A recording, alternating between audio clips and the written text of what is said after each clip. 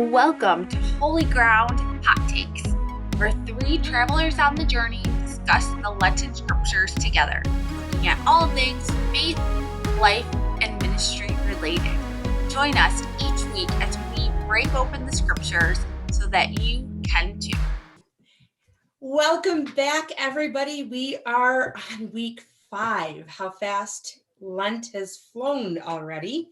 And we are going to be talking again with Ann Gallagher and Vicki Waco. Say hello, ladies. Hi.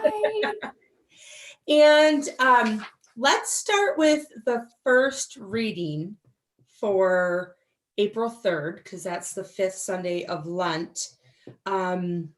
Thoughts, questions, insights from you lovely ladies. Vicki, do you want to start our conversation?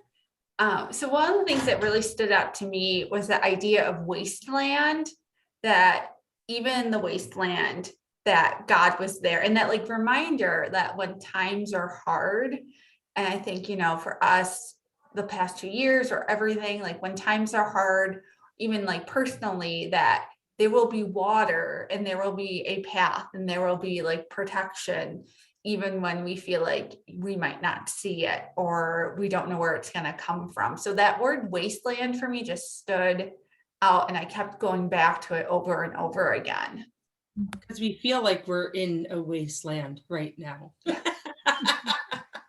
I don't know why you kept bringing that up. Well, some of the language in that first reading is so beautiful. Like God opens the way in the sea, and God opens the way in the desert, and God is doing something new. And I feel like those words, even like the second reading, I think has the line, "We continue our pursuit and hope, forgetting what is behind, but straining for what is ahead." And so there's like, I feel like I should be feeling really uplifted and enthusiastic about the promises in those readings, and like maybe be feeling some new energy for the journey and excitement for what lies ahead. But I gotta say, it's hard for me to muster that enthusiasm some days. And I think it has to do with the idea that forging a new path takes a lot of work. And we know that God's preparing this for us, but like it's still hard.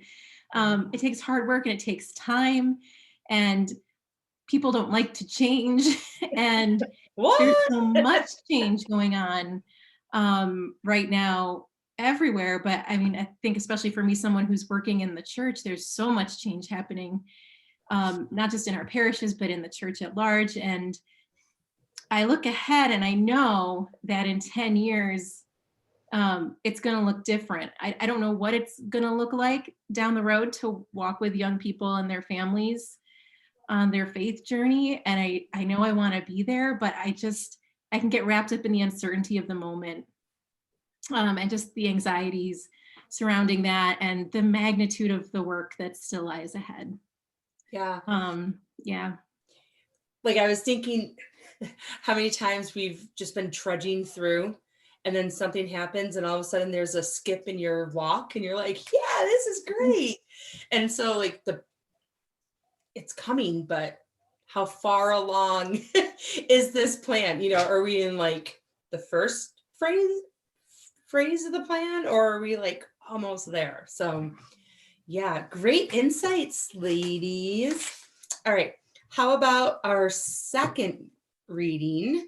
So I love Paul. Paul's like one of my favorites. I mean, like we read a lot of Paul's stuff in the New Testament, of course, but he talks about this idea of like even the loss of all things, that like Jesus is there with him, and like that suffering, combining his suffering to the suffering Jesus had, it just makes him find like joy. I mean, when you think about Paul, the fact that he wrote most of his writings in jail, right? Like, so he was in these bad places. So like he had suffering, and physical suffering probably, and emotional and whatever else, but he just tried to put everything to Christ, like that relationship for him, and like telling everyone about how that relationship can make everything so anew for him, even in the suffering. So I just love Paul, but you can always rely on Paul to be like, things might be bad, but we gotta keep going because it's gonna get better. such hopefulness. Yeah. Anne. Well, yeah, I mean, I think I kind of quoted that I jumped ahead before, but for me, it's like so the new thing we're reaching for um, is that compassionate love that Jesus shows to the woman found in adultery, right? So like the new thing we're waiting for might not be sparkly or I don't know, like anything like tangible in this world, but it's the love that Jesus, the radical love that Jesus lived with, and that we're called to live in too, you know. And I think about that gospel story and you know, just not just the grace of forgiveness, but the grace of Jesus's presence with her in that moment when she was alone and humiliated, and yeah, just how he sees her and is present to her and creates a safe place around her where she can let go of the things of the past and grow into the things of her future. Yeah. And you know, it's funny how we say radical love, like back then, showing that kind of love was radical. And like now we tend to just show it. That's just who we are as Christians, but we also have to be reminded that all are called to allow, you know, have that love given to them as well. All right, well, that was great conversation on our first two readings. So let's dive into our gospel for the fifth Sunday, which is the woman caught in adultery. And Anne, let's start with you. Well, you know, I mean, the thing people always say about this reading is like, well, it takes two to be caught in adultery, and she's the only one being accused, and there are no witnesses apparently in the story, which there needed to be for there to be like a trial. So I think for me, just the idea that like the Pharisees were they were using this woman to trap Jesus and try to get him to say something that, you know, would get him in trouble. Yeah. She just wasn't a person to them, but she is to Jesus.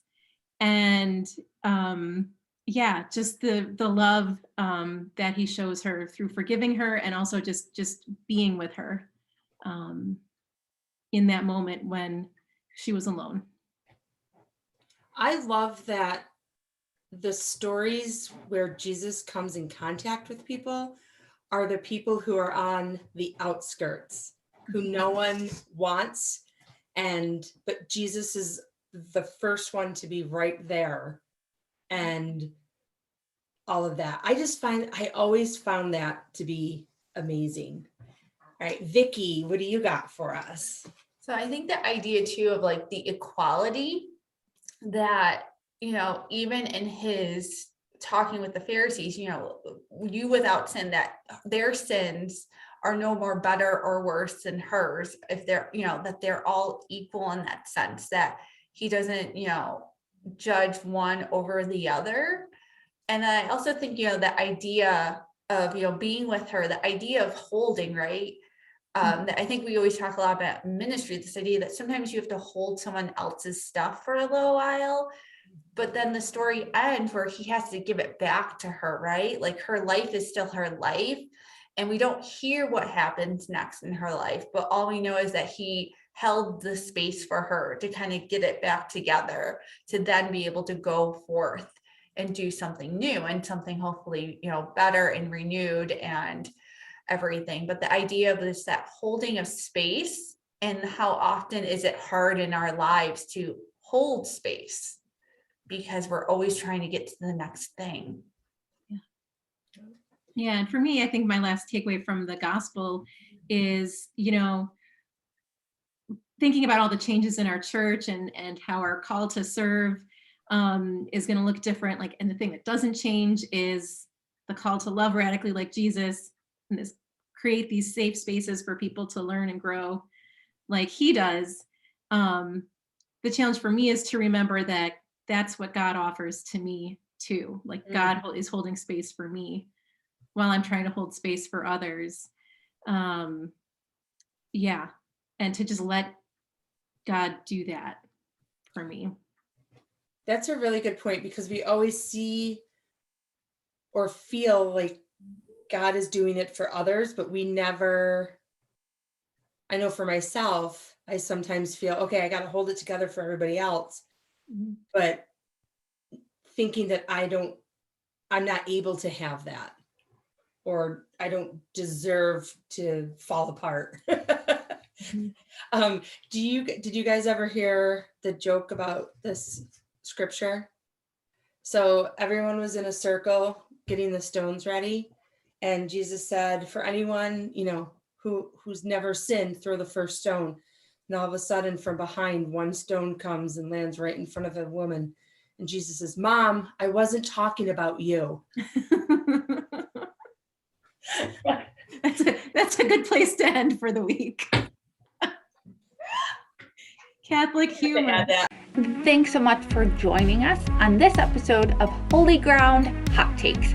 Make sure to subscribe to our channel, and of course, give us a big thumbs up if you enjoyed this episode.